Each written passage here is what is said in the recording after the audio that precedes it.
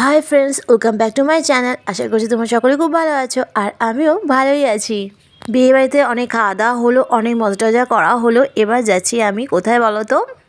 বউ ভাত বাড়িতে। এডিট করার সময় অভাবে ঠিকঠাক মতন আমি ভিডিওগুলো আপলোড করতে পারছি না, আর কিছুটা অলসতাও আছে। যা শীত পড়েছে, এই শীতের মধ্যে একবার কমলার তলায় ঢুকে পড়লে আর এডিটের কথা মনে থাকে না। একে তো ব্যস্ততা, তার উপরে আবার শীতের অলসতা, দুটো মিলিয়ে আমি একেবারে নাজেহাল হয়ে পড়েছি। তো যাই হোক, ব্যস্ততা আর শীতের অলসতা কাটিয়ে তোমাদের সাথে আমি এই ভিডিওটা শেয়ার করতে চলেছি। আশা করি তোমাদের সকলে একটু হলেও ভালো লাগবে।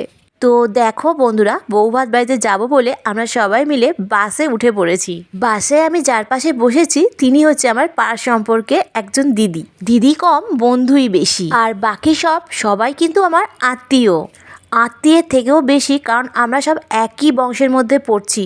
জানো তো বন্ধুরা, আমার শ্বশুরবাড়ির বংশ বিশাল বড়। ধরতে গেলে পুরো পাড়াটাই আমার শ্বশুরবাড়ির বংশ। একজনের বাড়িতে কোনো যদি শুভ অনুষ্ঠান হয়ে থাকে, তো আমরা যেমন সবাই মিলে যেমন আনন্দ করি, তেমনি আমরা একে অপর বিপদেও ঝাঁপিয়েও পড়ি। তো যাই হোক বন্ধুরা, আমরা সবাই খুব মজা করে আনন্দ করে বাসে করে চললাম বউ ভাত বাড়িতে। তোমরা কিন্তু বন্ধুরা ভিডিওটা শেষ অবধি দেখবে। আর হ্যাঁ, আমার চ্যানেল যারা নতুন এসেছো তারা প্লিজ চ্যানেলটিকে একটু সাবস্ক্রাইব করে দিও। খুবই কম সময়ের মধ্যে আমরা বউ ভাত বাড়িতে চলে এসেছি, কারণ আমাদের পাত্রীর বিয়ে হয়েছে খুবই কাছে, সেটা হচ্ছে বারুইপুরে। তো খুবই কম সময়ের মধ্যে চলে এসেছি, আর এসেই দেখি কি সেখানেও ফটোশ্যুট চলছে। অত আর ফটো তোলার ঝামেলায় যায়নি, আগে তো খেয়ে নিই, তারপরে না হয় ফটো তোলাতুলি হবে। এসেই দেখি এখানে ফুচকা আর ফায়ার পান আর হচ্ছে গরম গরম পকোড়া দিচ্ছিল। হ্যাঁ, আর তার সাথে তো কফিও দিচ্ছিল। ভিডিও দেরি করে আপলোড করলে এই একটা সমস্যা হয়, কি খেয়েছি না খেয়েছি সেটা পরে ভুলে যাই। ভিডিও দেখে সেটা আবার পরে বলতে লাগে।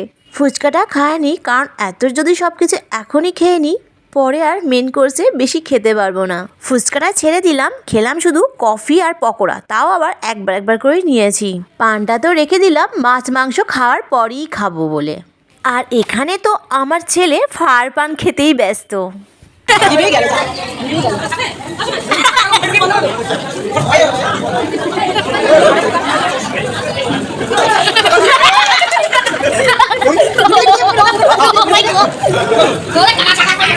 বেশি দেরি না করে চলে এলাম মেন কোর্সে।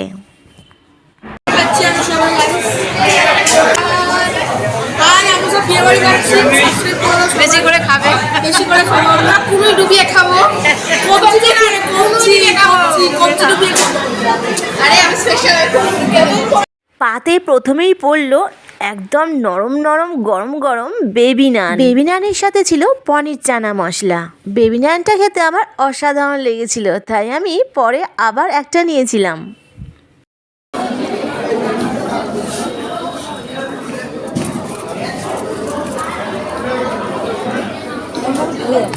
ঘুরছো কেন গো? হ্যাঁ, আমাকে দিন, আর পরের দিকে দেবেন। আগে আটু দিন। বেঁচেই দিয়েছে, নিয়ে পাবো।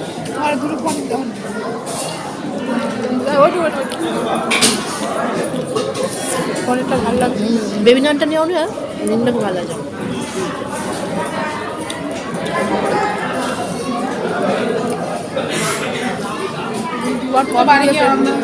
আমি ওটা বেশি খাইনি, কিছু খাবো বলে।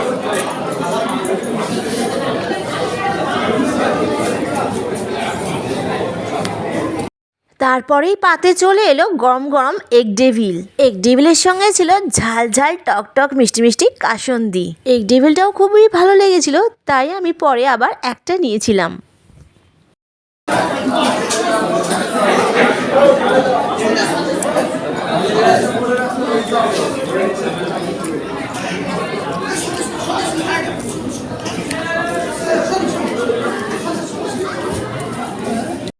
এগ ডেভিল শেষ হতে না হতেই চলে এলো সাদা ভাত, সঙ্গে ছিল ভেজ ডাল আর ঝুরঝুরে আলু ভাজা বাদাম দিয়ে।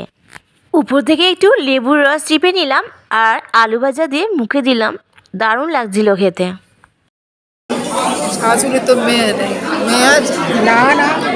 তারপরে চলে এলো কাতলা কালিয়া। মাছের পিসটা অনেক বড়ই ছিল, খেয়ে শেষ করতে পারছিলাম না, আর মাছটাও ভালোই বেশ ফ্রেশ ছিল।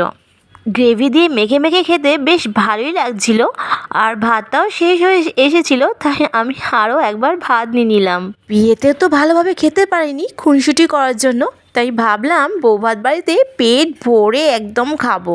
বাড়িতে তো এত খেতে পারি না, কিন্তু কোনো অনুষ্ঠান বাড়িতে গেলে যায় না কী করে পেটের ভেতর এত কিছু ঢোকে, পরে আমি নিজেও বুঝতে পারি না। এই দেখো এত কিছু খাওয়ার পর আমি আবার ভাত নিলাম। মনে হচ্ছে আজকে আমি বিয়েবাড়ি খাওয়া আর বৌভাত বাড়ি খাওয়া দুটো খাবারই একসঙ্গে খাবো। ফের আবার গ্রেভি নিলাম। আসলে আমি তো খাবো বলেই তো আমি স্টার্টারে বেশি খাইনি, মেন কোর্সে বেশি খাবো বলে, এটাই ছিল আমার প্ল্যান। পাতের মধ্যে ভাত শেষ হতে না হতেই চলে এলো ফ্রাইড রাইস। ফ্রাইড রাইসের সঙ্গে ছিল চিকেন কষা। এতক্ষণ বন্ধুরা আমি খুব ভালোই খাচ্ছিলাম, যেই পাতে ফ্রাইড রাইস পড়লো আর চিকেন কষা পড়লো আমার তো যেন গা গুলিয়ে উঠলো। এমনিতেই আমার ফ্রাইড রাইস বেশি খুব একটা ভালো লাগে না, তারপর চিকেন তো আমি একদমই ভালোবাসি না খেতে, আর চিকেনটা মুখে দেওয়ার সঙ্গে সঙ্গে যেন গা গুলিয়ে উঠলো।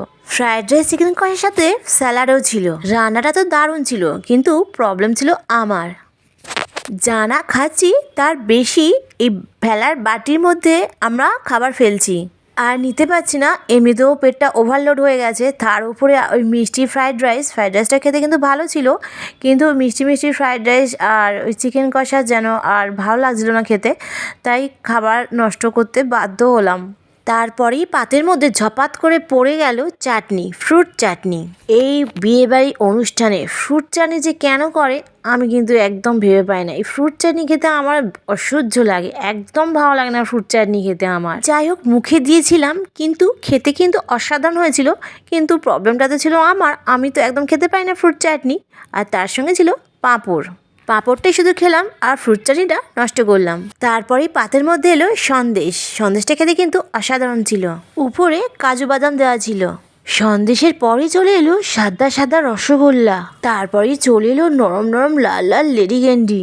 কিন্তু ভাইরে ভাই, একসাথে তো অত মিষ্টি আমি জীবনেও কোনোদিন খাইনি। হ্যাঁ, এটা যদি বাড়ি হতো তাহলে ঘুরতে ফিরতে আমি খেয়ে নিতে পারতাম, কিন্তু একসাথে অতগুলো মিষ্টি আমি খেতে পারিনি। তারপরে ছিল যথারীতি মতন আইসক্রিম দিয়ে শেষ হলো। খেয়ে দিয়ে এবার আমরা চলে এলাম পানের সেন্টারে একটা পান গালের মধ্যে ঢুকিয়ে চিবাইতে বাসের মধ্যে উঠে পড়লাম। আসার সময় ক্যামেরা থেকে ফটোশ্যুট হয়েছিল, সেগুলো আমার মোবাইলে নেই, তো যাই হোক তোমাদের সাথে শেয়ার করতে পারলাম না। আবার কোনদিন একটা নতুন ভিডিও তোমাদের সামনে হাজির হয়ে যাব। আজকের মতন টাটা, তোমার সবাই ভালো থেকো, সুস্থ থেকো।